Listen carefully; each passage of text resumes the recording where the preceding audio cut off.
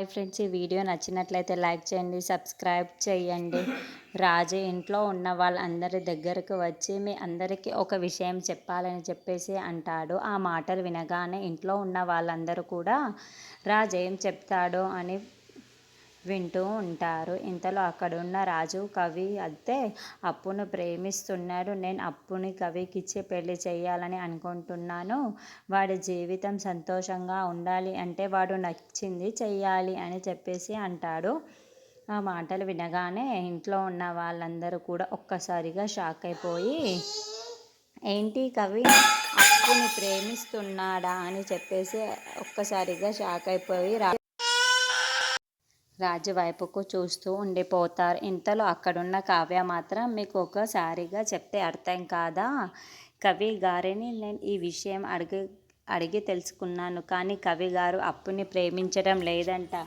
అది నేను క్లియర్గానే తెలుసుకున్నాను అని మీకు నిజంగా క్లియర్గానే చెప్పాను కదా, మరి మీరు ఎందుకు?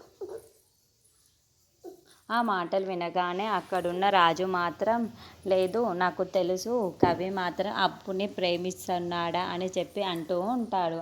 అయితే మీరే సరిగ్గా కనుక్కోండి, ఇదిగోండి కళ్యాణ్ గారు ఇక్కడే ఉన్నారు కదా అంటూ ఉంటుంది. ఆ మాటలు వినగానే అక్కడున్న రాజు మాత్రం, రే చెప్పురా, నువ్వు అప్పుని ప్రేమిస్తున్నావా లేదా అని చెప్పు అంటే, అప్పుని ప్రేమిస్తున్నావా లేదు, నేను ధైర్యంగా చెప్పు, నేను నీకు పెళ్లి చేసి ఇస్తాను అని అంటాడు.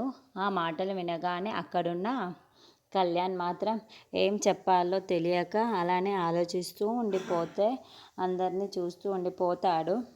అది చూసిన రాజు మాత్రం, రే నువ్వు ధైర్యంగా చెప్పు, నువ్వు అప్పుని ప్రేమిస్తున్నావని ధైర్యంగా చెప్పు అని అంటాడు. ఆ మాటలు వినగానే అక్కడున్న ఇంట్లో ఉన్న వాళ్ళందరూ కూడా ఒక్కసారిగా షాక్ అయిపోయి, ఏంటి కవి అప్పుని ప్రేమించడమా అని అనుకుంటూ ఉంటారు. ఇంతలో అక్కడున్న కవి వాళ్ళ అమ్మ మాత్రం, ఏంటి నువ్వు అప్పును ప్రేమించావా, ఈ విషయం ఎందుకు మాకు దాచావు అని అడుగుతూ ఉంటాడు. ఆ మాటలకు అక్కడున్న కళ్యాణ్ మాత్రం ఏమీ చెప్పకుండా సైలెంట్గా ఉండిపోతాడు. ఆ కవి ఏం సమాధానం చెప్తాడనేది అందరూ ఎదురు చూస్తూ ఉంటారు.